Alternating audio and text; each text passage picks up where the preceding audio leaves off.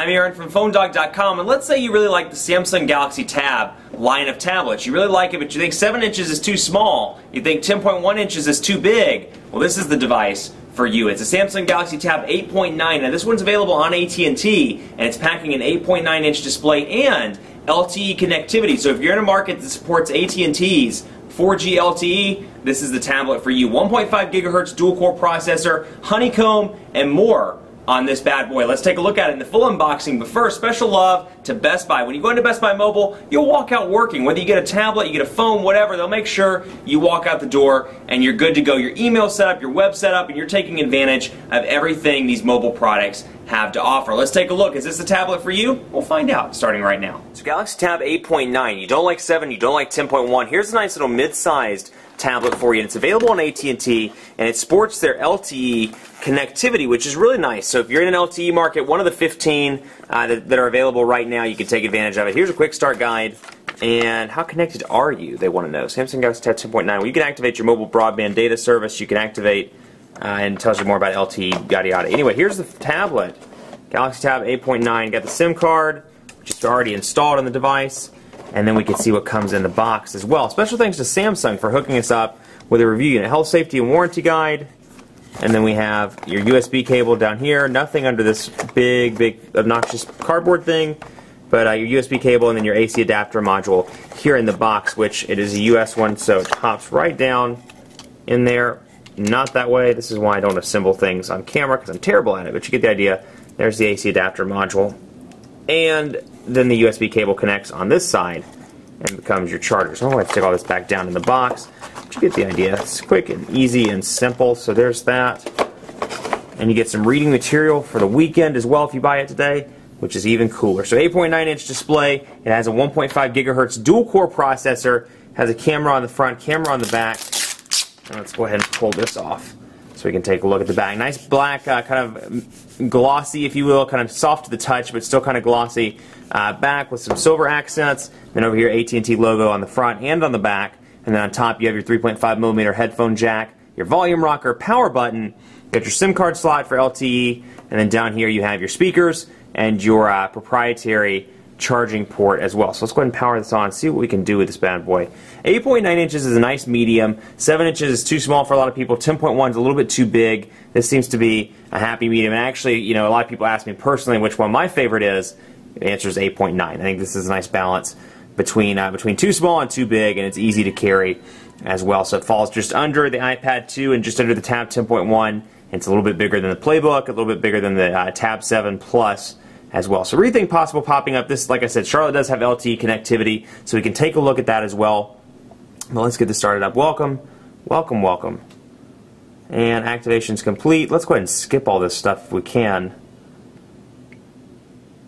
And yeah. We're just going to skip that. Skip. So I want to get in here and take a look at the display so you can see the size difference here. So like I said, 8.9-inch display. It's running Samsung's TouchWiz user interface. So TouchWiz UX pre-installed on this, and you can really see this in some of the icons, and then down here, this little dock area where I click on it, and it brings up some little widgets. What I like about this is it enables at least a basic level of multitasking. So I come in here to Internet, for example, and I'm going to go ahead and cancel out of that just to show you, for example, coming here to the Internet with the tabbed browsing, and I click on this. I'm like, I really need to jot down a note. Well, I can come in here and take a pen memo, and I can go ahead and run it over the browser. And then when I'm done with the pen memo, I'm done with the pen memo, and I can get rid of that. So it's nice to have some level of multitasking, even as basic as it is, on the Galaxy Tab 8.9. The 10.1 has it as well, as does the 7. Even the ones that are running the TouchWiz user interface, the latest version, have those as well. So you can see 4G running here. And the bottom looks like it's only on HSPA Plus right now. I'm not seeing the LTE connectivity,